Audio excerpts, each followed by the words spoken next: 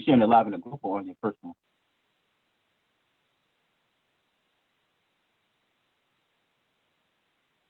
You heard me, Lou?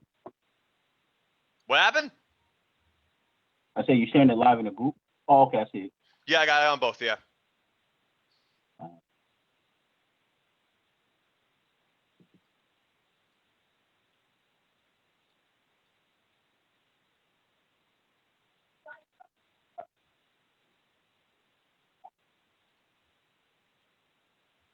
Yeah, I got you. Hold on.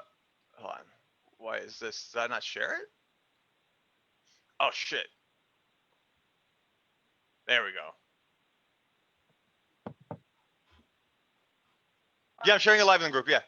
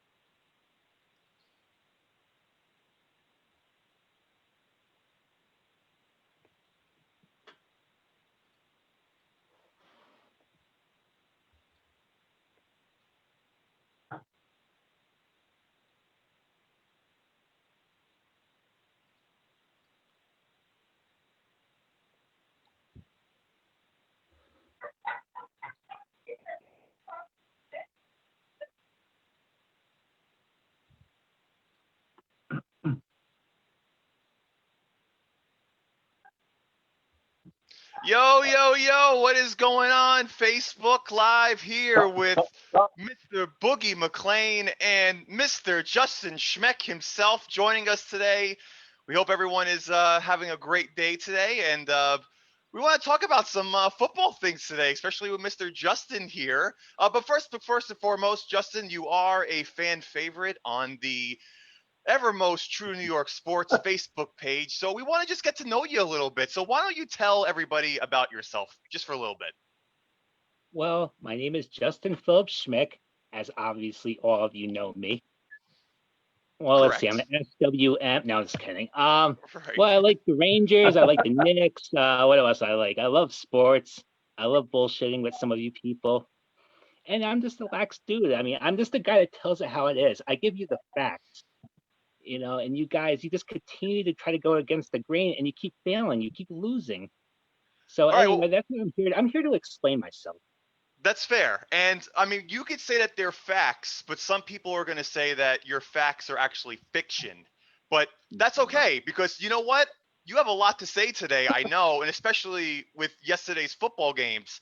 So, that being said, let's get into football right How away. about them Giants? Exactly. But first, let's talk about Woo! the Jets because we have to talk about this guy real quick. The guy that's staring me down, who's going to be staring me down the rest of the way today. So I'm going to summarize to you guys the Jets season in one quick video. I want to just show everybody really quick something. And this is basically the Jets video, base summary in a video.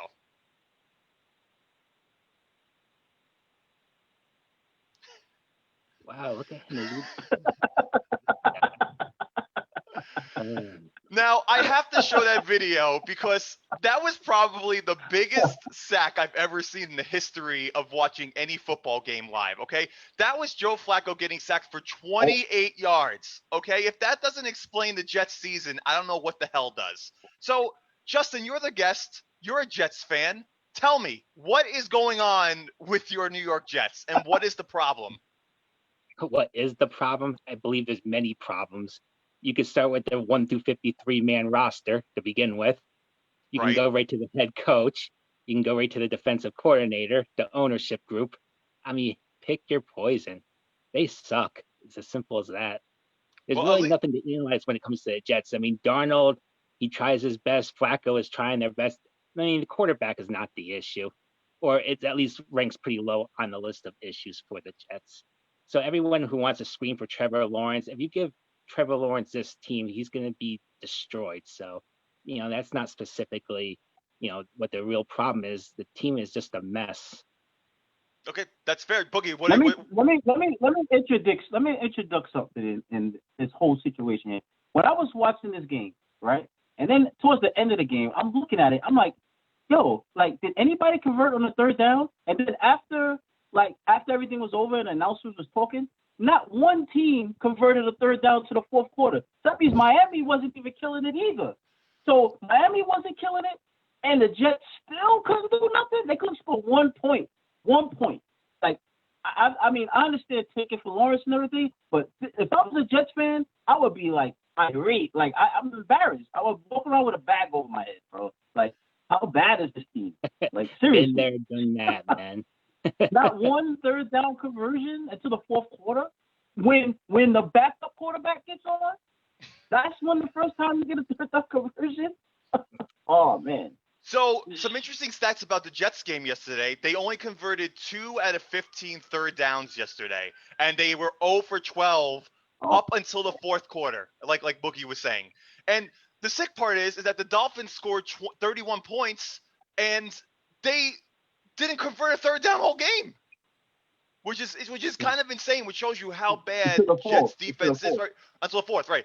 Which shows you how bad the Jets defense is. And I mean, they had 8 3-and-outs yesterday as well. Not even like they converted on first, they converted on first down. They didn't convert on second down. 8 times yesterday they went 3-and-out, which is insane. Last week I was complaining about the Giants going 3-and-out 6 times, and the Jets did it 8 times. So let me ask you guys, as Le'Veon, if you're Le'Veon Bell right now, are you just like sitting back laughing at the Jets organization? Like, what are your thoughts if you're Le'Veon Bell right now? He got paid $28 million to play 18 games. How do you think he's thinking? Right, exactly. I know it's almost $2 million a game. And he got out of there. Right, and just he got got out of there. out of a bad situation. Yeah, he took their money and ran. Good for him. Good for him. And I honestly think, as a Jets fan, first off, Adam Gase yesterday, if you watched him at all yesterday, it looked like he wasn't even talking through his mask. It looked like he was completely out of it, had no engagement in the game. And then I've never seen a coach sit on the bench looking for plays before in my life. I've never seen that. And this guy, this drug addict. The Dolphins wanted to get after him too. They hated him too. So everybody hates him. Imagine you got a team that you're playing against that hates the coach, and probably the team that he's coaching hates him too. So you got a whole field of players that hate this guy. Like, how does he still have a job? How? How about the spat with Greg Williams too? Right. Yeah. Exactly. Right. And he's not getting along with players. He's not getting along with staff. It's crazy. Yeah. It's great. Yeah. And on top of that, he's just like I just don't understand his play calling at all. Like, he runs the ball more on third down than I've ever seen anybody else do in my life. Like, third and long. Like, I feel like he runs the ball a lot too much. And, you have 37-year-old Frank Gore running the ball for you as your prime running back. Like, what? You're not getting anything out of Frank Gore. Nothing. It's going to be an 0-16 year for the Jets, and I feel bad for Jet fans. I agree. Yeah. I agree. Now, this brings... And the thing is, the 0-16, it's not an 0-16 where it's young kids trying. This is an 0-16 team with old veterans and terrible play calling, defensively and offensively. It's just bad all around. Like, 100%. I haven't seen anything this bad. 100%. Another tidbit from the game, too, is they won the turnover battle. They actually got 2 turnovers from the Dolphins. They only had 1 turnover. But for 3 weeks in a row, they won the turnover battle. They've actually taken the ball 6 times and only given it up once. So they're +5 in turnovers in 3 weeks, and they've gotten blown out all 3 games. That shows you how bad they really are. Imagine that. That's unbelievable. So now Le'Veon Bell, let me ask you, Le'Veon Bell's going to the Chiefs, right? He never really performed in New York. He maybe had 1 or 2 good games. He was hurt for a majority of the games. Where does Le'Veon Bell stand with now going to the Chiefs? Do you think he's going to be that elite running back that he was back when he was with the Steelers? Or do you think he's going to kind of perform, or were the Jets just basically holding him back? Well, I think that him being on the Chiefs, that's already a well-oiled machine. So, they're probably just going to use him sparingly. I don't even think he's going to be like like the go-to guy, honestly, because they're already not broken. So what they did was they just continued the embarrassment of riches that they have. So he's just going to sit there and try to ride the ring train. You know what I'm saying? He want to jump on the train to get another ring. You know what I'm saying? And watch the Jets just crumble. That's basically all he's doing. And then Kansas City don't even need him, honestly. So whether he has skill or not, I don't think it's going to be shown this year. It might be next year, wherever he decides to sign, if a team decides to sign him. I completely agree. I think he'll be a third down back. He's good at picking up the blitzes. He can also line up as a wide receiver. And I think he's just simply an insurance policy for the Chiefs because you can put him as a receiver. You can line him up as a running back. He can do a lot of things. And to be honest with you, we can't base what his production was based on the Jets. Let's be honest. He wasn't given a fair shot. Adam Gase hated him from the start. He made it well known that he hated him. He was getting paid too much, blah, blah, blah. And, at the end of the day, I give Le'Veon Bell all the credit in the world. Usually I'm not into the players, sitting out and playing these games. And me, I'm a little bit of an old school fan, but I completely agree with him 100%. Adam Gase never showed him any respect. Why should, Bell show that, him or the Jets any respect whatsoever? See, I'm going to disagree with you guys. I'm going to say that Le'Veon Bell is going to play a big role with the Kansas City Chiefs. And my only reason because of that is because of their rookie running back that has no playoff experience. He only has 6 games into the NFL. And so he's not – so I think Le'Veon Bell is going to be the one who's going to be taking a good amount of plays for the Chiefs just because of his experience alone. I understand that, he hasn't had a breakout year with the Jets, and it's been a while, and the type of player he is. But I really think that he's going to show the old Le'Veon Bell is back, and he is a really, really good pass rushing running back. He's probably one of the best running backs in the game still that can catch the football. And when Patrick Mahomes is going to be in trouble, I really do think that Le'Veon Bell is going to be his go-to guy. And that's just my opinion. I'm not saying that the Chiefs are in a championship team. They are, but I think with Le'Veon Bell now, I think that they're going to even be that next level team. And I really think he's going to really help them win the Super Bowl this year, especially with how hot the Seahawks are starting off. Where are you basing that? Where are you basing that off of? Because, on the Jets, he hasn't shown that. And the Steelers gave up on him, right?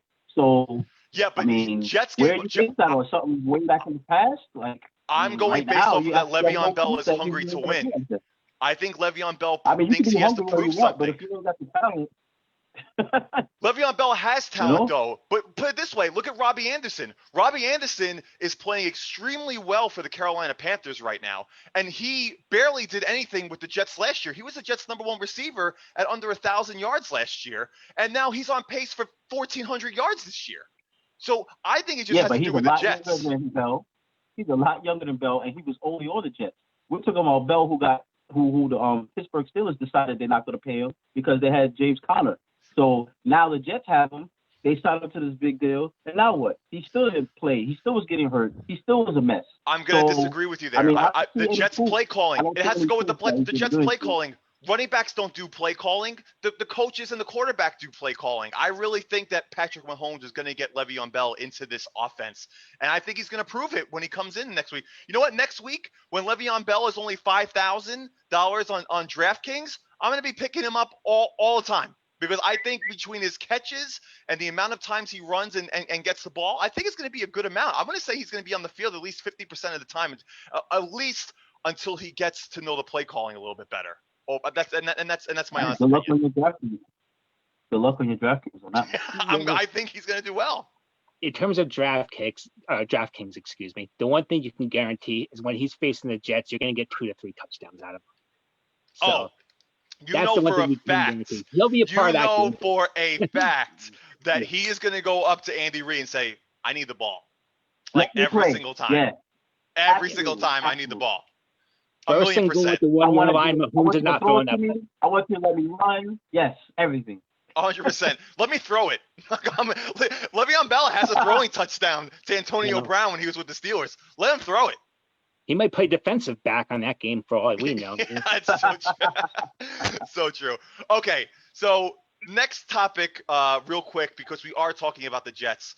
Trevor Lawrence, guys. I'm going to read you some stats from Trevor Lawrence. And I want you guys to tell me if he is going to be a difference breaker if the Jets do go 0-16 and sign Trevor Lawrence. So this year, Trevor Lawrence has 15 touchdowns, 1 interception, 1,544 yards in 5 games. So it's about 300 yards a game he's averaging, and his quarterback rating is 192. His overall stats in college are 81 touchdowns, 13 interceptions, and at a 67 percentage of completions as far as completing passes go. Is Trevor Lawrence a difference maker if he does go to the New York Jets organization, or do you think that the Jets are going to ruin him as if, in my opinion, they've ruined Sam Darnold? Yeah, the latter. You think so? Yeah, absolutely. Jets definitely don't know. Not only that, he might decide not even go in the draft if the Jets is the 0-16 team. Can you imagine? It could be an Eli Manning thing all over again. That organization is that bad. I'll play another season. Don't worry about it. Well, even with our new time though, he can draft, no problem, as long as I'm not playing for the Jets. Mm-hmm. Right. No, that could happen. I mean, that is not an absurd take, really. I mean, that really can happen. I mean, I think he looks good. He has everything that you want in a quarterback. There's no doubt about it. I mean, the guy is the prototypical National Football League quarterback. But at the end of the day, you still need players, you still need coaches, and you need coordinators. And Jets have none of that. And it's really not going to matter until they get the front office squared away first. I mean, we can draft anybody we want. It's not going to matter. Well, that's what I was going to say, because let's say Trevor Lawrence decides to stay with Clemson. What happens if the Jets go 0-16 again and he's forced to go into the draft? The Jets are going to have to draft him anyway.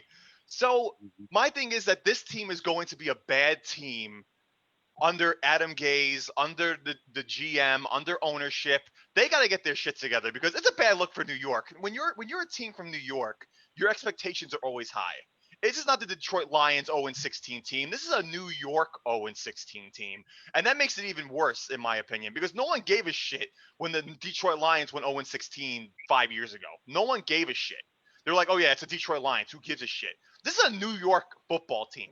So the fact, and this is going to be my next topic, that thank God the Giants won a game yesterday. Because if they didn't win that game yesterday against the Redskins, I mean, I understand Giant fans calling out like, oh, we should go 0-16 too, because then we can get Trevor Lawrence. Like, no.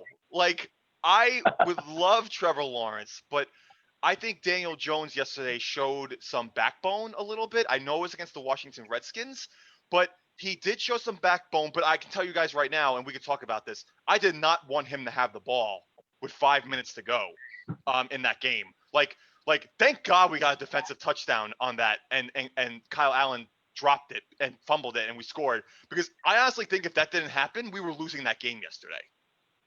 It would have been a repeat of last week. Absolutely. Right, absolutely. It's about time the defense stepped up and take control because, like I said, man, like with Daniel Jones, I said this last week, I said this the week before. I said with Daniel Jones, I just don't see that next step that we should be seeing now in year 2. I just see the same old mistakes that he's making, stuff like that. And like I said, and I don't know if it's 100% his fault. Like I said, because there's a lot of things going on. Like you got the offensive line, you got the play calling. So I really can't, put my finger on exactly what the problem is with them in their offense. But I can say that they're trying, unlike the Jets are. They are trying. Very, very grateful that their defense came up with that touchdown. But let's call a spade a spade. Redskins being greedy gave us that win. Oh, sorry. The Washington football team. My fault. Sorry, Washington football team. Washington football team. You racist. And I watched his interview after the game. He's talking about he plays to win and everything. I don't know, man. Like, there's a lot of speculation. Like, did he do that so the Giants would get a win so they can't get Trevor Lawrence? Like, I don't know. There's a lot of things going out there. But, but at the end of the day, it's a Giant win, so I don't care. Y'all can say what you want. It's a win. Win is the win.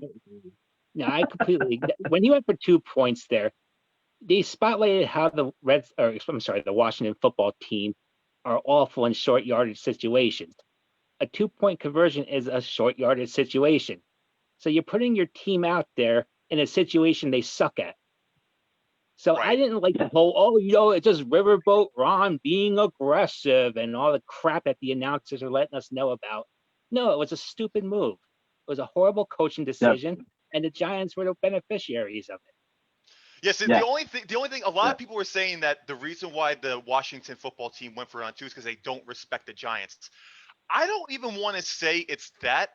My opinion on that is that these are both two teams who they both know that they're not making the playoffs, right? Like, so the Washington knows they're not making the playoffs. The Giants know they're not making the playoffs. Like, let's just build some Have confidence. you seen the division? You can't say that they're not making the playoffs. Look at the Yeah, they're in division. the What are they? deep, Game out man. of first? No, What are and they game out listen, of first? What one look? after Dallas beats the Cardinals tonight, there's no division. That's what you say. Dallas is not losing That's to the what you Cardinals say. tonight. Dallas is not losing to the Cardinals We'll tonight. see. We're gonna see. You Watch got redhead. Boston The out there. redheaded Rocket is gonna take that team to a win today. I'm telling you right now. I got him in What? DraftKings You for just tonight missed too. them. Congratulations, Arizona. No, but listen. Wow. If my What team a was bullshit, bad, Nick. if I'm the head coach and my team was bad, and we're playing against another team that was bad, and I'm not too sure how my new starting quarterback is going to be in an overtime situation, I might go for it on that 2-point conversion too, especially because you had momentum there scoring with only 30 seconds left, and maybe you don't trust your defense enough to get them past. But the one thing I will say that they should have realized was that if you give Giants the ball back, you're still giving it to Daniel Jones, who technically could have won us the game the last 3 games in a row. He could have won us the game against the Rams. He could have won us the game against the Cowboys, and he could have won the game against the I always forget the other fucking team that they played. Bears, Huh? Bears, right? The Bears, right. The Bears game was close too, right. He had an opportunity to win all 3 of those games, and he blew it. So if I'm in that situation, I might say, you know what? I'll let Daniel Jones turn the ball over, and then I'll go back and get them in overtime. But he didn't do it. I'm not going to complain. Giants are 1-5. What the fuck ever. I don't care. No big deal. A win is a win. A win is a win. I'm not going to take that. I'm not gonna go anything further on that. Completely agree. Yeah. Okay. All right. So the next thing I will talk about too, we're going to bring the really only football team that we have in New York, which is the Buffalo Bills. They're currently playing the Kansas City Chiefs right now. The score is 14-10. They got their first loss last week against the Titans, and I mean the Titans came back yesterday. What a game the Titans came back to yesterday, coming back in overtime. Henry's a beast. Henry, Beast, bro. 256 scrimmage yards yesterday, 2 Oh. touchdowns, a 93-yard touchdown. The guy is unbelievable, and his first 2 years in the NFL, he wasn't that dominant, and then he just gained 50 pounds in muscle, and he got faster, and he just started destroying everybody. And now I see why the Titans drafted him, and now I understand why he was a Heisman Trophy winner, because I really don't watch college football too much. But to go back to the Bills, Bills are going to win the division, right? I mean, the Patriots are now 2-3, the first time they have a losing season since 2001. It's insane, Yep. to think that Bill Belichick can actually be defeated a little bit. Now they just scored. Okay, so now it scores 20-10 Chiefs. Sorry, but now to see that the Bills are probably going to win that division regardless if they win the game against the Chiefs or not tonight. So where do you guys see the Bills as far as playoff performance goes? Do you thinking about all the other AFC teams, the Bills are probably making the playoffs. So where do you see them as far as they go, as far as how far they get into the playoffs? Do you see them? Are they a Super Bowl team? What do you guys think? I think they're a team that can get through one round. They're still I too agree. inconsistent.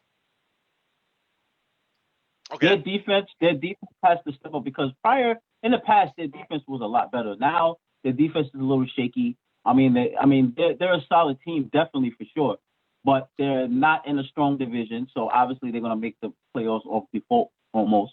But not saying that they're a bad team, but I'm just saying the teams that are out there, like the Steelers and Kansas City, teams like that, those are the favorites to arrive out of the AFC. The Bills, right. I mean, like I said, they're a good team. They're definitely a decent team, but they're not a dominant team. So I don't see them, like Justin said, making it out of the first round, depending on the matchup. Depending on the matchup, because who knows how far they're going to fall or how high they're going to finish. If the playoffs ended right now, they would be playing the Baltimore Ravens, and I think that's even trouble for them right now as well. I'm not saying that they can't beat the Ravens, but I mean, the Ravens are the Ravens. They're a really good football team, and I mean, do I think the Ravens are a Super Bowl contender team? I don't think so, but I think that they can get by a round or two in the playoffs. But if the Bills play, but listen, if the Bills play the Cleveland Browns the first round, I think that they beat the Cleveland Browns. Mm-hmm. You know, like a team like that, they play the Browns or they play the Colts. I think they can get by that. But then when you get to the Steelers or the Chiefs or even Tennessee, they're not gonna get past that. They're not gonna get past that, in my opinion. Hey Justin, let me ask you a question, Justin. This is an argument that me and Lou have been having for the past two episodes. He thinks Allen on the Bills is an MVP candidate along with Wilson and Aaron Rodgers. That's what this guy says. What is your take on that? Well, we can discredit Aaron Rodgers. That's a joke in its half. Okay, so no, we don't have to worry about that. Now, to your point, yeah, I would agree with you. Russell Wilson is by far a better MVP candidate than Josh Allen. Okay, again, really quick. Sorry to interrupt you. I didn't say Josh Allen was the MVP. All I said was that after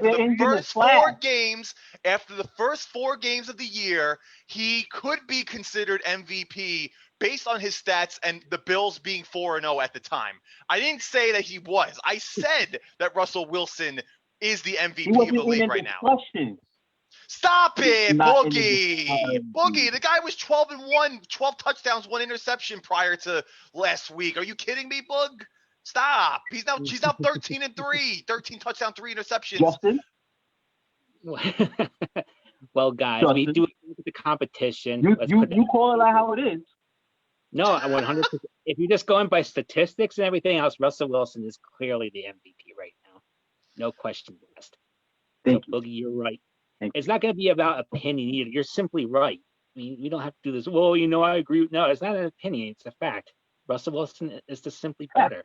Russell Wilson is the MVP. All I'm saying is that if there is a top 3 or 4, your top 3 and 4 are probably Russell Wilson, Josh Allen, Patrick Mahomes, and in my honest opinion, Derrick Henry. Those are my 4 MVPs for that. Yeah, I throw a couple. How about Tannehill? Or even Tannehill. Yeah, Tannehill too. I can't deny that either. I mean, usually the quarterback's always the favorite, but I mean, Henry is having a really good season again, but that is a little inflated because he had the one major game just last night or yesterday afternoon. He's just the beast. If you get him on the 5-yard line and out, that you're scoring a touchdown. But he's the offense on Tennessee. So like I said, usually it is the quarterback, but he's really the offense. Excuse me, Ryan Tannehill has better stats than Patrick Mahomes the last 15 games that they've both played while he's in Tennessee. So Ryan Tannehill is the truth. And again, what team did he leave to join under what head coach? This fucking guy. Fucking Adam Gase. So it just shows it's Adam Gase. Get him out of football. Put him in a different position. I used to bash Tannehill all the time before I started watching him last year on the Titans. I'm like, something, it was the coach. I mean, I know it's easy, that's lazy. I'm the first to admit it, but there's a big difference in Ryan Tannehill, the Titan, than there was with him on the Dolphins. And it's not even close. I thought Ryan Tannehill was a complete joke when he was with Miami, but I was also not following who was coaching Miami. And now that we have him as Adam Gase as someone in New York, I'm like, it was the coaching. It's 1,000,000% the coaching. I mean, the guy simply plays good football, and that's really, it's all about wins and losses. We can throw each other all these numbers all day long. That's always my point. What quarterback makes a play to win a game? What play did he not make to lose the game? It's very true. Very true. And we're gonna talk more about that later because I know, Justin, especially yesterday with the with the Adam Rodgers game yesterday, I know you have a lot to say about that. So we're gonna definitely talk more about that. What happened? What are you talking about?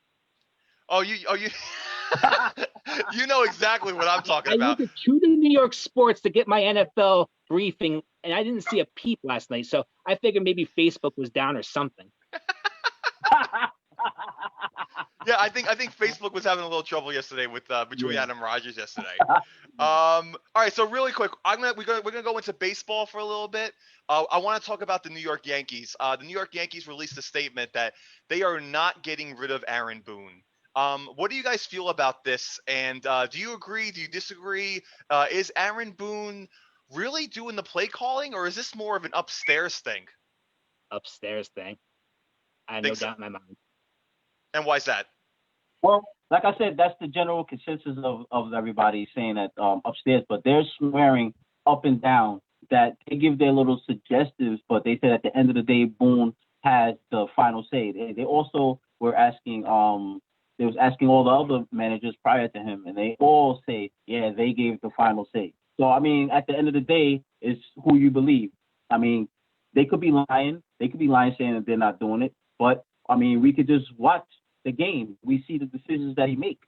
You know, he's saying that, oh, it's not 100% analytics. They want to blame themselves, saying, oh, we gave him such a mismatch pitching rotation, so it's our fault. So they want to take the blame, to take the heat off of Boone.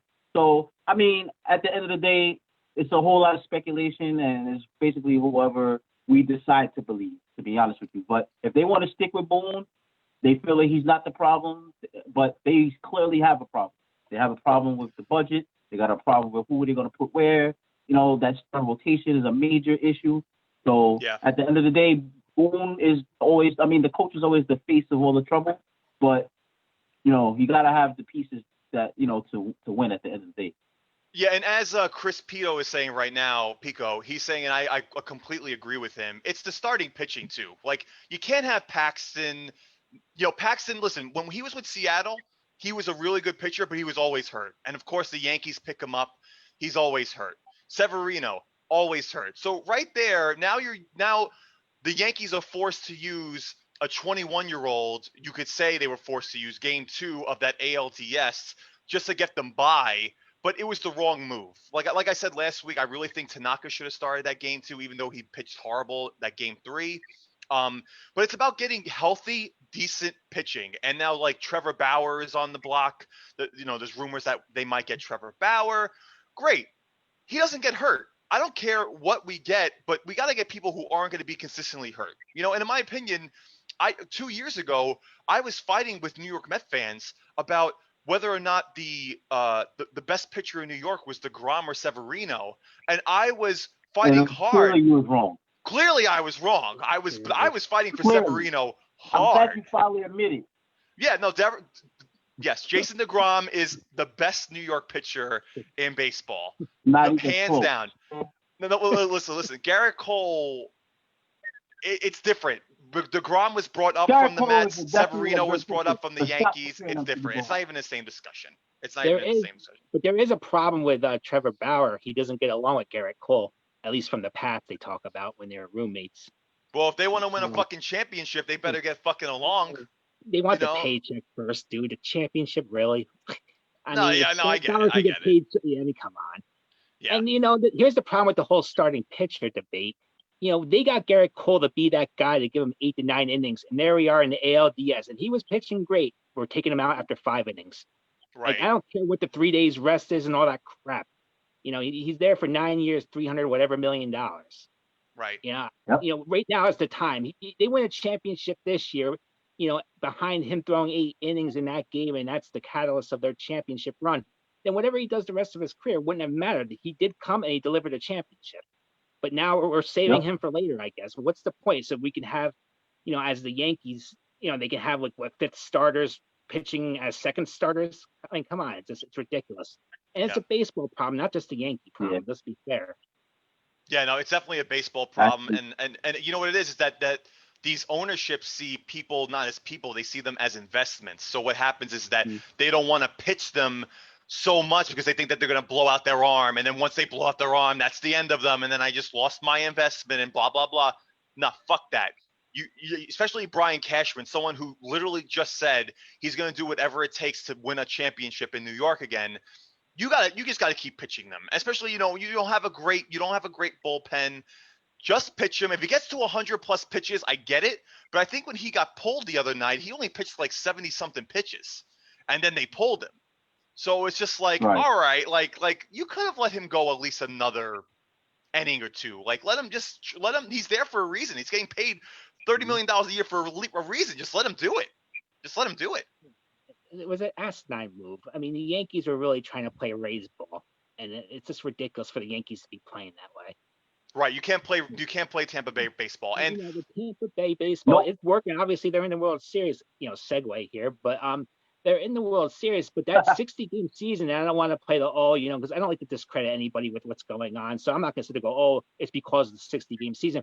But it plays right into a team like the Rays' hands, where they have those bullpen arms that they didn't have to max out for over 100 other games this year.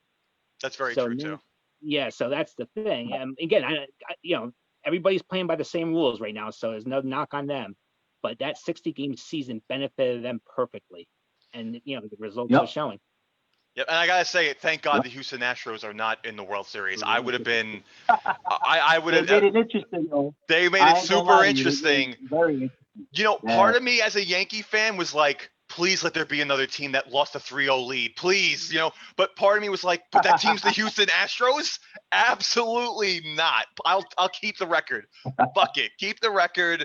I don't want any part of that whatsoever. So the heart and perseverance they though? showed was it was inspiring to me. I mean, right. to overcome what they overcame this year to get to the ALCS. We got to give the Astros a lot of credit. Right. Yeah, you do. And there was no trash cans for anyone to bang because there was no fans in the stands, so you could, so they couldn't even hide that. They must have found another way to cheat, No, I know. That's what I'm thinking. I'm thinking earpieces. They injected themselves with some kind of device. Pause. Something like that. But speaking of the World Series, guys, and Boogie, I want to hear your intake on this first. Who wins the World Series this year, and how many games, and why? I think it's finally the Dodgers' turn, man. They've been there. They've always right there at the cusp. They keep losing. I think this might be their year. Look at the grit that they put in this that last series that they had against the Braves. And then Mookie Betts is definitely a difference maker, man. And I actually like him as a player. So I don't know if that's a little fandom right there, but I'm thinking that the Dodgers are going to win. Because he's a bowler. I actually do think they have more firepower. I think they're a more balanced team. But then, like I said, I can't sleep on the Rays because they are a very, even team, and they do think they play very fundamentally sound. But I'm still going with the Dodgers. We want to talk about how many games they might push it to 6. I say Dodgers at 6. What about you, Justin? What do you think? I'm actually going to agree with Boogie. I would say Dodgers in 6. I think if they were to pull their usual choke job, it would have been the last series down by 2 to the Atlanta Braves. I think Kershaw gives them a good start. They have all the pieces it takes. It's at this point, this is the 3rd time in 4 years. Right. Not to discredit the Rays, but I just think that the power of the Dodgers is going to shine through here. I'll take Dodgers 6. I'm going to go with Rays in 7. And my reason for that is I really think that this is a good. Right. No, here's the thing. I like the Rays have always been a good organization where they find really good, young, talented players. People you've never really heard of, and now they're superstars. And I really think that the main thing that's going to be the difference maker here is going to be the starting pitching, because Clayton Kershaw is the worst playoff superstar pitcher I've ever seen in the history of baseball. His ERA in the postseason is over 6. And I think it's going to show, especially when he's going to be pitching 2 games against this really talented Rays team. I think that's going to be the difference maker. And especially when you have a guy like Charlie Morton, who's 36 years old, 4-0 in Game 7 decisions with a .43 ERA in those Game 7s. I think Charlie Morton starts Games 3 and 7 for the Rays. And I really think that he's going to be the difference maker. The starting pitching is going to be a difference maker in that series. And that's why I think the Rays are going to win. I feel bad for the Dodgers, but I also don't feel bad for the Dodgers. The Dodgers have a $200 million payroll, and they got Mookie Betts for this exact reason. But I really think that the underdogs are going to pull through. I mean, if the Rays showed anything, they showed tremendous heart being up 3-0 to the Astros, getting the series back to 3-3, and not crumbling under pressure, because for nothing, the Astros were in the driver's seat once that game was 3-3. The Astros weren't favored. The Astros were favored to win that game, in my opinion, even though the betting odds said differently. But the Astros have way more playoff experience. They've been in Game 7s of the ALCS before, and the Rays overcame that, and the pitching didn't flop. So that's why, in my opinion, I think the Rays are going to win this World Series, and that's just what I think they're going to be doing. And if you guys feel differently, I just think the difference maker is going to be the pitching. The pitching is just out of this world right now, in my honest opinion. So you don't feel like Tampa Bay is going to win just because they're the one who beat the Yankees, so to make you feel better that the World Series champion is the one who defeated you?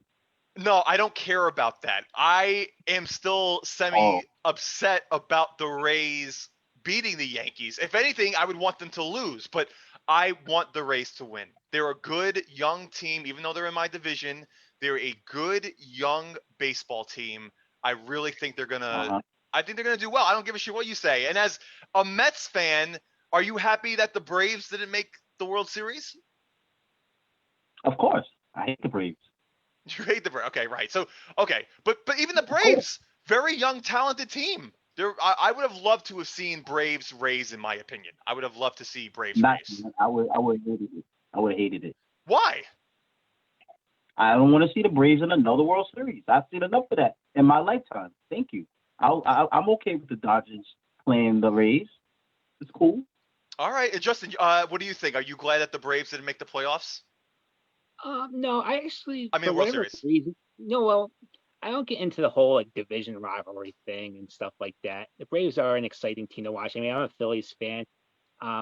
Believe it or not, I used to actually work out in Philadelphia all the time, so I ended up going to Veterans Stadium, and that's how I became a Phillies fan. And I used to actually go to, be a big Mets fan, believe it or not, and a Yankees fan in New York here. But anyway, I just don't get into, even with the football, and I don't get into the division rivalries. I feel like rivalries are a thing of the past from the standpoint of players really don't hate each other anymore. They're all like, everybody's buddy, so it's hard to get into these rivalries, man. Like the Braves and Mets really have people that hate each other, like what? Because Acuna flips the bat or something. Who cares? Like that's what makes people hate. I mean, see, as a Yankees fan, when it comes to the Red Sox can die in a fire. Like the Yankee Red Sox rivalry is real. Like that is a real thing. Like fans hate each other. The players hate each other. The organizations hate each other. That's like a true rivalry. But I understand, like, coming from like a Phillies fan where, like, you guys suck, especially like this year and like the last couple of years. Like, I get it, but I don't know. Like that whole organization. Like, I thought they'd be better this year too. I actually thought that they were gonna, with Bryce Harper, they'd be a lot better, and they're not. They needed a right fielder at the time. I didn't hate this signing, but I wouldn't tell you I loved it either. It was just like, they're gonna waste the money regardless. And he's a diva. He's just not good. He's a diva. He is a diva. He's a huge diva. He's a diva. Yeah. Even the year he won MVP, I didn't think he should have won MVP. He only had like 90 RBIs. He batted like 289. But he brought the Nationals to the playoffs technically. So it was like, all right, Bryce Harper. And then when he leaves, the Nationals win the World Series. So that was the best thing ever. That was the best thing ever when he left. I can't deny that was funny. I can't. It's hilarious. Hilarious. He goes, I want it. He goes, Phillies with him. I'm going to bring a World Series to Philadelphia, and then the Nationals win the World Series last year. Yeah. It's unreal. Okay, so we have about 15 minutes left. If you guys have any questions who are watching, we have please feel free to ask, and Mr. Justin Schmeck will answer them for you, as long as Boogie and myself.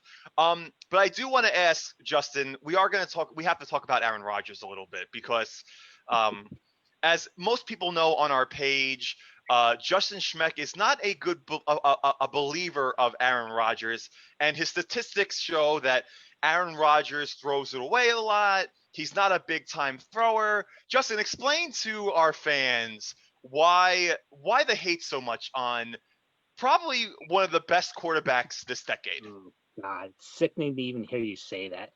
Okay, here's how it started. 4 or 5 years ago, all right, I made a quarterback top 10 list, and I think I had him number 4. Behind, at the time, Tom Brady, Russell Wilson, and I think Ben was my 3. And this was so many years ago, I can't remember. Okay, and that was the biggest outrage that ever happened on your group page. So anyway, Aaron Rodgers, for the record, is a good National Football League quarterback. Okay, I've never said anything Holy different. shit. Okay, continue. Okay. What he is not is a big game quarterback. Every single time he chokes, and it's him choking, not the team, not the coach, not the running back, not everybody else that's blamed every single time. It is him. And my point to him was he looks wonderful. Like a few weeks ago, members of the group page, they got their camera phones ready. They put Monday Night Football on and they recorded him against the Atlanta Falcons, the then 0-4 Atlanta Falcons. And he's throwing touchdowns to guys wide open downfield. Guess what? A lot of quarterbacks make that throw. Who cares?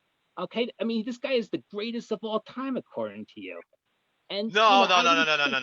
not to you. I'm sorry. To many of you, he's one of the greatest of all times. Is that better wording for you? Yes, that's better wording. Yes, definitely.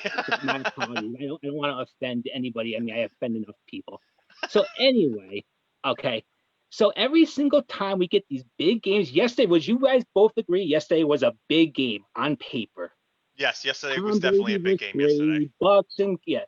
It was a huge game. Huge game. Right. And what happened? Please remind me, because your group page was very silent last night. Where are all of you?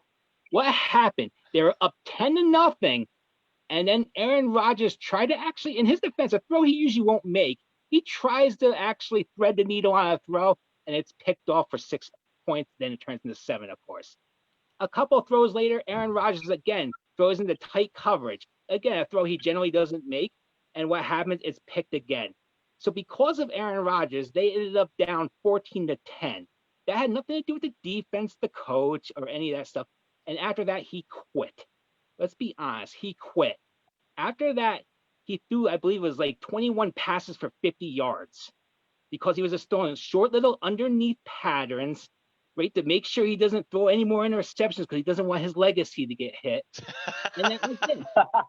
50 yards, 21 passes, 50 yards. You do the math. That's 2.5 yards a throw. And I'm just using a rough estimate, keep in mind. Okay. He was terrible. He was pitiful. And, like I said, I don't know if Fox caught it, but if you look at the corner, right, you go back to the game, he was grasping at Matt LaFleur's ankle, begging the coach, please take me out, Mr. LaFleur. The Bucks are too much. They are too hard for me. Please remove me. I quit. And Matt LaFleur, you saw in the fourth quarter, he did just that. He removed him. He benched him because he deserved it. Listen. Aaron Rodgers, I understand what you're saying, but he's also had some big time throws that have. Okay, the game against the Lions a few years ago. Do you remember that game? I don't. It's been so long. A few years ago. You effing kidding me? He threw a 70-yard bomb. He threw a pass in 2007. I mean, we're gonna go back to that. Yeah, I mean, you're saying that he's not big in any big time game. They went to the NFL. Did they not go to the NFC Championship game last year? What are you? I mean, I'm trying to think of which game you're trying to pinpoint. Was it the one where the Hail Mary? I don't remember which one. The tight end the Hail Mary where the tight end caught it. Yes. Yeah. Okay. That's your great play. That's great quarterback play. Throw it up for grabs, everybody. Oh, look at Aaron being Aaron. That's terrific. But nobody else does that in the league. Can you tell me another time? Nobody can throw it into the end zone. Who has thrown a Hail Mary lately? Who in football have you watched do that to win the game? At the end of halves, at the end of games, don't they throw it into the end zone? No, but not like Aaron Rodgers has done it. I guess. I guess. I mean, that's what we're basing it on. He threw a Hail Mary pass and greatness. But anyway, let me go backwards here a little bit. Let me ask you just one question before you get into your point. Aaron Rodgers, right? How his season's been going pretty well this year, you would say, no? And he didn't have Devontae Adams playing, no? I mean, Devontae Adams showed up and he didn't have a bad game, but you don't think he's entitled to have a bad game? I mean, he's been playing pretty phenomenal for the season so far. So I mean, well, you make a very fair point, Boogie. And did you notice I didn't say a peep last night, but boy, I tell you, when they're winning these games against NFL bottom feeders, I heard all about it all year, and I didn't say a peep. So something. My narrative has always been he doesn't show up in big games. I'll give you a couple numbers off the top of my head. Winning percentage of 473 if the Packers even get down by 1 point with Aaron Rodgers as quarterback. Even 1 point. Okay, so he's under 500 right there alone. Since 2012, going into this season, teams that finished with a winning record since 2012, he is 20-28 and 1 against. Okay? Every single time in a big game, in a big moment, it becomes Aaron Rodgers doesn't have this, and he doesn't have that. Aaron Jones is a good running back. The wide receiver, Devontae Adams, is a good wide receiver. The line is good. The defense, they're not that good this year. Last year they were a lot better, but it's not always all on Aaron. I mean, Rodgers took an ass kicking yesterday. I mean, I'm a defender from that. I mean, he got pummeled into the ground yesterday. There's no doubt about it. He got destroyed. I mean, he got destroyed. I'm not going to sit there and bury, and I didn't even bury him that much, to be honest with you. But at the end of the day, when you're, supposed to be one of the elite quarterbacks to ever do it, and this is always my point, we're not talking about Sam Darnold here. This is supposed to be one of the elites ever. I expect him to overcome some of these adversities every now and then. When shit isn't the best sometimes, and maybe the receiver misses a route, pick your team up. I mean, he just quits. Right. And there's a lot of he has 19 double-digit losses. That's a number. I mean, just give it in perspective. Russell Wilson has 6 in his career. I mean, there's a lot of quick give up. And when things are going great, oh, look at Aaron. He's throwing the ball all over the place. But then when things suck, oh, it's not Aaron anymore. It's everybody else. And that's but you know why that is, though? That's because of you. That's because of you that they do that. That's not because of it's because of you. Because you shit on him so much that people want to post purposely every time he takes a golden shit because they want to prove you wrong. That's why. I felt bad yesterday. I mean, I can only imagine, again, the camera phone was out. You're ready to take that video. They're up 10-0.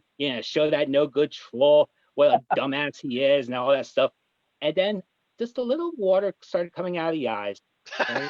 And you start dribbling down. Okay. And then those cheeks, they became just a little soaked. And why? Because their hero choked. So, at the end of the day, there's nothing else to say other than he's just not a big game quarterback. As simple as that. There's nothing to tell you otherwise. They won the one Super Bowl, I don't know what, 1983? I don't even remember. I don't even remember. It was late 2000s, I know, 2008 or 9. But he's the clear offense this year, though. He's the clear offense this year. So when he had a bad game, the whole offense went to the tank. Well, he had a bad game, but again, the bad game, though, again, is in a big spot. I almost think, if I'm just saying, I'm not a fan, obviously. I would almost rather have that bad game be against the bottom feeder. I'll be honest with you. Right, so it doesn't look as bad. To me, that's where you go, okay, they just didn't have it. Everybody sucked. We just did this, just like you're saying, one of those, you put the line through it and call it a day. But it's always the 49ers last year. I bring up not once, but twice last year. The 49ers pummeled them. The Chargers, again, they're not a great team, but their defense is good, and they pummeled them last year. And So really quick, I'm just going to let you guys know what the next schedule is for the Packers. So we have the Houston Texans, the Minnesota Vikings, the San Francisco 49ers, the Jaguars, the Colts, the Bears, the Eagles, the Lions, the Panthers, the Titans. So they're really not playing big teams, I would say, besides like a really tough Chicago defense, a good offensive Titans team where, Aaron Rodgers is going to have to keep up, and a decent San Francisco 49ers defense team. But besides that, he really does have an easier schedule this year. And I'm not trying to take anything away from Aaron Rodgers because I think he's a great quarterback, but he does have an easy schedule this year. The team could easily go 12-4 and then wind up losing first round, second round in the playoffs. I figured they would win 12 games before the season. They're going to lose those games the ones 49ers. I'll tell you the ones to lose right now: 49ers, Titans, and possibly one of the Bears games. Right. Yeah. That's the 3 losses, the 3 other losses besides the one. And otherwise, I don't see how they don't skate through the rest of that schedule. Right. Yeah, I agree with that. So let me ask you guys. Oh, go ahead, Justin. Sorry. No. I was just going to say, is this going to further my point? The bigger games, the better teams. And here's the thing. Let me also just say one more thing before we go. Yeah. It's that tight throw. I always say 3rd and 6. Look at the 2 throws he threw the picks on. Those were tight throws where the defense, would blanketed the receivers. And you could say, well, it's a bad decision to throw, but those are sometimes the throws that are needed against better teams. So you're not going to always have a guy running 42 yards wide open downfield. No, that's very true. And that's my criticism of Aaron Rodgers. And that's why I think he's a very good NFL quarterback and not the great that you guys have presented him to be. So let me ask you, where do you consider Aaron Rodgers as far as top quarterbacks in this league right now? Is he a top 10? Is he a top 5? Is he a top 15? Yes, I had him off my list. Okay, I'll be honest. But if you're just going to go by 2020 alone, there's no way he's not in the top 10. I mean, that would be unfair of me to say. You know, Right. But people that I also got blasted. How about Tannehill? I got crushed for that one. Oh, that idiot has Tannehill number 10. Tannehill's been better than Rodgers this year. Let's be honest. Jimmy G was awful. Jimmy G was awful last week, and he's had an injury-ridden season. That he was on my top 10, but he had a good game yesterday. Do I know? That would be hard for me to say he's still on the top 10 if we're just based in 2020, of course. But I mean, I'm not going to be right about everything, just most of this stuff. And I can't, as much as I strive for perfection, I have to give you guys, I have to throw you guys a bone every now and then. But Rodgers, to me, yesterday, all that happened was he just showed who he is. That's who he is, and that's who Green Bay is with him as the quarterback. They choke in big spots. As simple as that. All right. So what happens when the Packers win the Super Bowl this year? What are you going to be saying if the Packers win the Super Bowl this year? So, what version of Madden are you playing? 2012 version. 2012. Yeah. The Packers aren't winning the Super Bowl. Okay, hey so guys, can I change topic real quick? Yeah, go for it. Yeah. Topic real quick. There's been some rumors out there about the Knicks. The Knicks have actually made the headlines again, and we had rumors talking about if the Knicks signed Chris Paul, then Carmelo Anthony wants to join. Then you had the Knicks possibly can make a big trade for Westbrook and this, that, whatever. My question to you guys is, doesn't these rumors remind you of the past bad Knicks organization moves? Like, do you guys agree with any of these rumors that's out there? Because to me personally, as a diehard Knicks fan, I'm at a point where I don't know what direction to go, but I'm pretty sure getting aging players let me. Chris Paul is definitely proven to take teams to the playoffs like he did with the Thunder. That's true. But how old is this guy? He's never durable. You know what I'm saying? He's 47. And then he's going to bring Carmelo Anthony back? Like, I mean, do we want that? I mean, and I'm a big Melo fan. I'm one of the guys that defend him, but I do not want him back in a situation like that, especially where he thinks that he's going to be part of the offense like that. And then you talk about Westbrook, who is the only offense. He'll take over everything. Like, do I really want that? Especially if we got Barrett and whoever we're going to draft and, you know what I'm saying, and Robinson. Like, we still got a nice little young nucleus, but who could help this Knicks team? Who? Nah, it reminds me of Stephon Marbury, Eddie Curry type days. Like, if we bring, it's what the type of players, Jamal Crawford, and it reminds me of those early 2000 days of the Knicks. Right. I like Marbury though as a player. I didn't hate or love. I could take or leave. I mean, I don't know. I mean, I'm a little bit old school, and I really believe that you can win by playing good basketball. Probably Coach T here make that happen. Even bottom line is, we talk about championships. Let's talk about being an 8 seed first, and go from there. I mean, the Knicks can't even handle being an 8 seed in a conference that usually losing teams are the 8 seed. And even when Carmelo was there, what do they need to do to get there though? I think Russell Westbrook takes him there. I don't even know. Yeah, let me say this. I'm not a Westbrook person. I absolutely hate his game, to be honest with you. However, he would be must-see TV, and I would give him that. And I would definitely have my channel tune in to watch Knicks, just to watch I hope he plays well if he's on the Knicks, of course. But, watching, the dude is 100% all the time. You can't take that away from him. It's just sometimes the decision making is what you start to, shake your head about with him. But I'm not gonna lie, I'm kind of into the idea of this because it would give us at least something to watch at for anything. Yes, we would like them to win, but I mean, there is nothing to watch on the Knicks right now. It's like watching the Jets.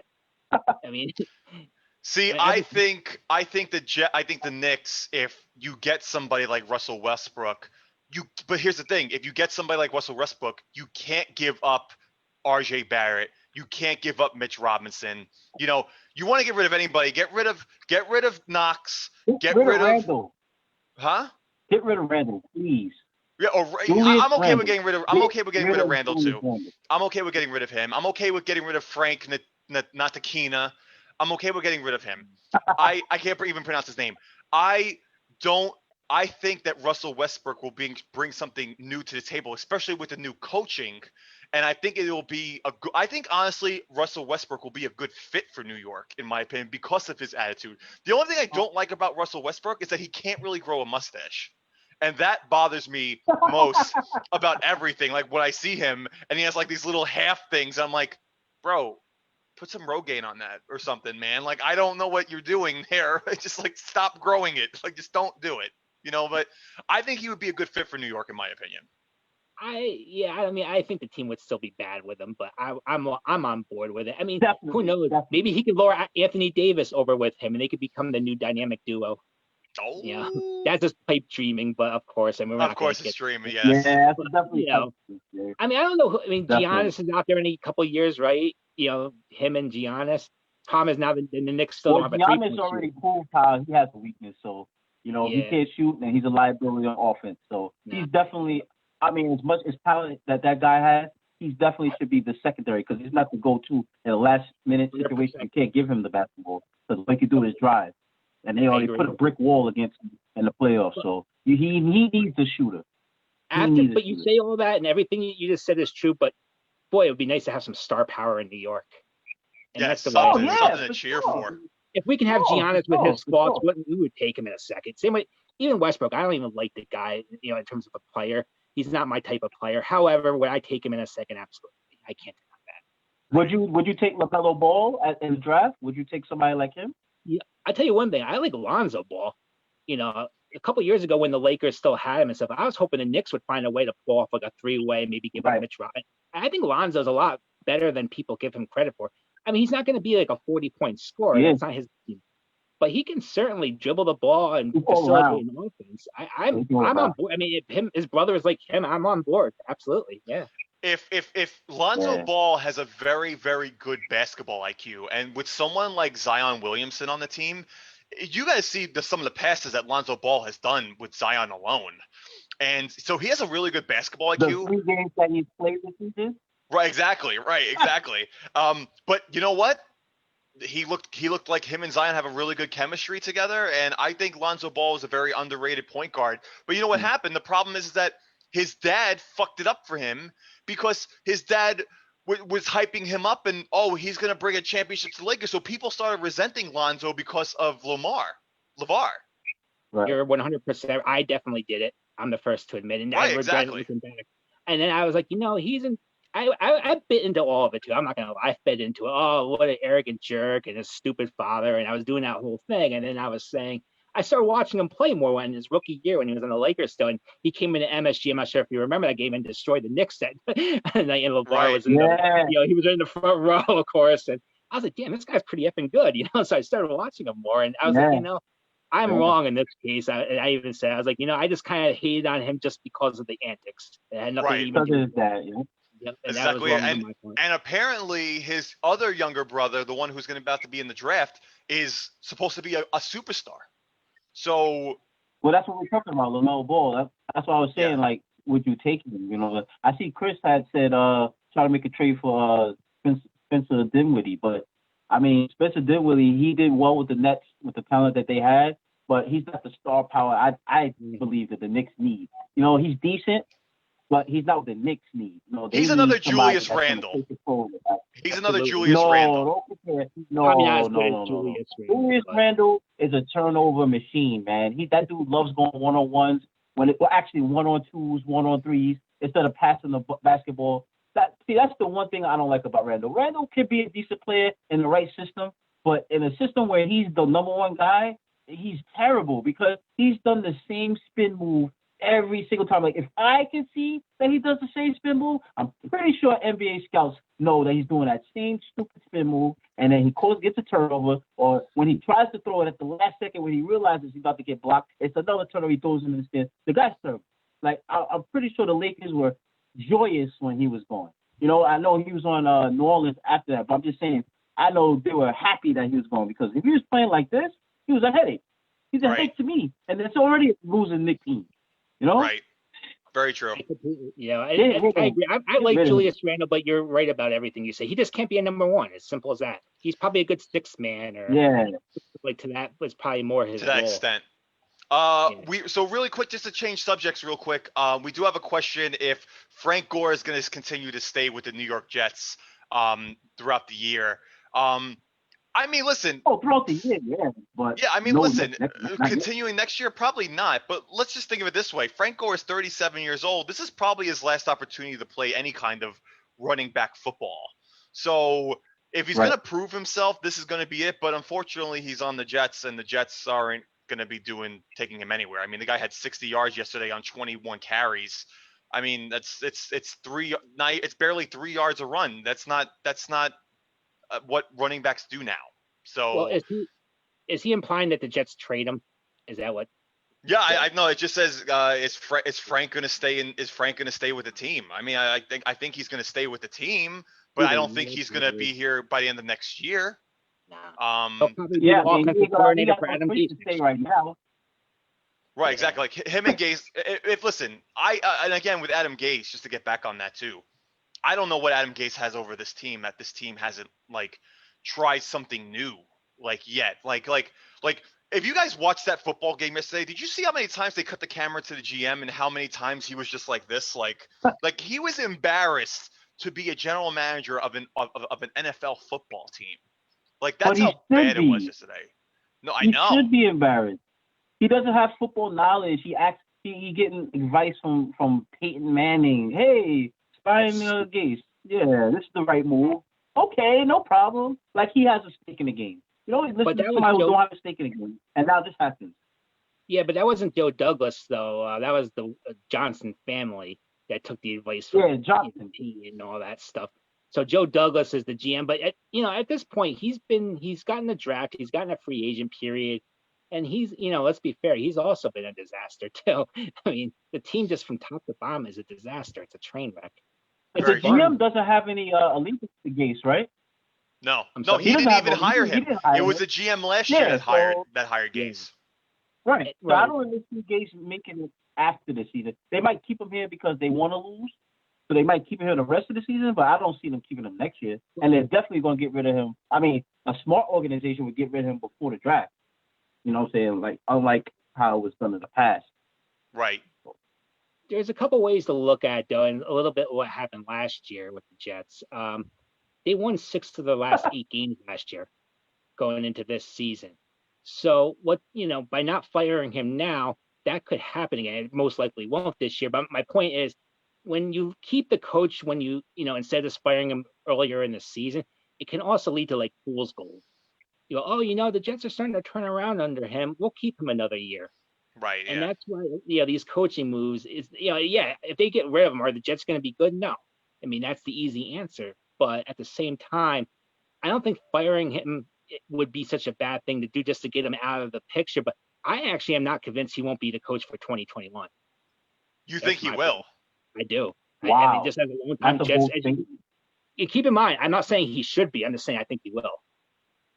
See, I think if the Jets go, especially if they go 0-16, and that you're going to get probably the biggest quarterback prospect on your team, you got to get rid of him because Trevor Lawrence knows what's going on. He knows that this organization is a joke right now under Adam Gase and everything else. He's got to get rid of it, and they got to do something before if they want Trevor Lawrence, if they think that's the right move. And that's why they got to get rid of him now. Right. Yeah, I agree. We need to go because we can't keep it. Because again, not to say it will, but what if they do rattle off a few wins at the end of the year, and then it turns into him and Darnold are starting to click and all that crap starts to come up. Of course.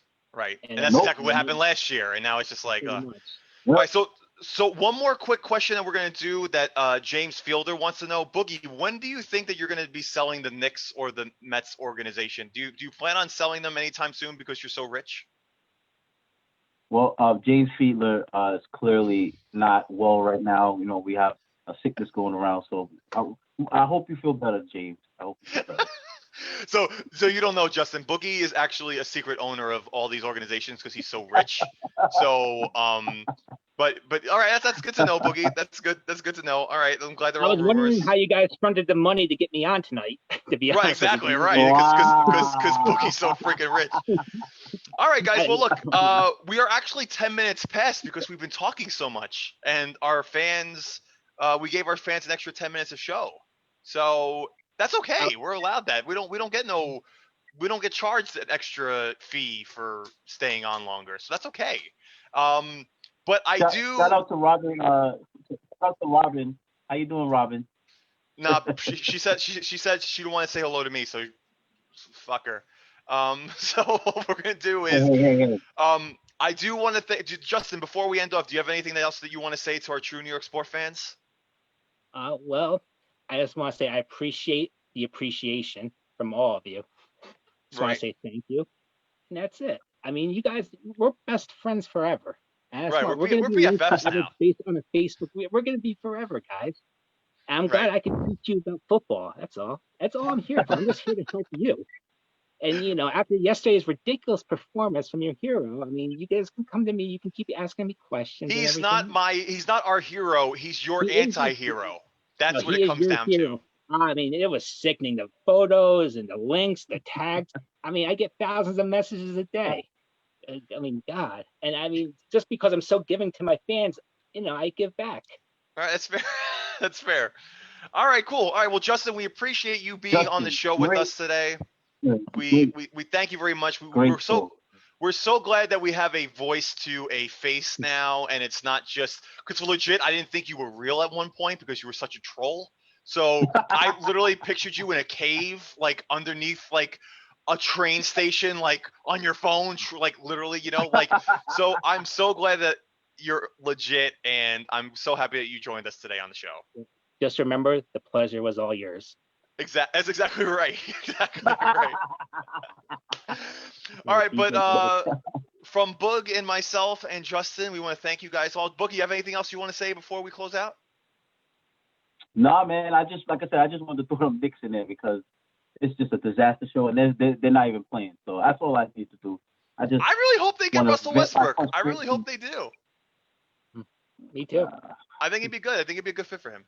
All right, well, So it'll be entertained during the losing. Thank you. listen, it'll make me want to go to a basketball game. I'll tell you that right now. If Russell Westbrook was on the court, so if you want fans in the stands, you gotta get, and especially in New York, you gotta get somebody. You gotta. And the contract is crazy. So it's not like you got a light contract. This contract is crazy. They'll make So that up in basketball jerseys and ticket sales. They'll make that shit back up after they raise popcorn to $15 a bag. So that's all it'll come down to. I tell you. Luckily, the Knicks have a great owner that can make this happen. Yeah, exactly. He's such a good owner. Dolan is so good. You know what? Real before we leave, you would think that the Rangers and the Knicks are two separate organizations because the Rangers are actually ran pretty well, and the Knicks just seem like a debacle. Yeah. So it's just crazy how like the two different sports and the two different owners, just people are just like it's the same owner. Like it's just two different management styles. For whatever reason, I don't know. But okay, cool. So thank you guys very much for joining us today. Again, Justin, thank you for joining us. We're so happy that you joined with us today. Boogie, we're gonna plan on having another guest speaker next week, right? Yeah. We got a nice little surprise next week. I won't spill the tea right now, but got a nice little surprise next week. Sounds good. And Justin, we look forward to more posts from you. We want to thank you for being a rising star on our Facebook page because of a particular incident that happened a few months ago. That somebody accidentally removed you. It was by accident, by the way. I swear to God, it was by accident. Wasn't me. It wasn't Boogie and it wasn't Big. So let's just say it was the other guy. That's all we're gonna say. And no, but thank you very much. Appreciate you guys being on the show. And until next Monday at 7:00, we want to thank you guys. Make sure you stay active on the page. Check out our website. Check out our stuff. Check out our equipment. Got new merch right now. Check out that merch. We got awesome merch. We're gonna make up a Justin shirt soon enough, and then you can purchase that. It'll be good. But thanks guys very much. Until next week. I'm out. Boogie's out. Justin's out. And you guys have a good rest of your day. Take care, brother. Bye, guys.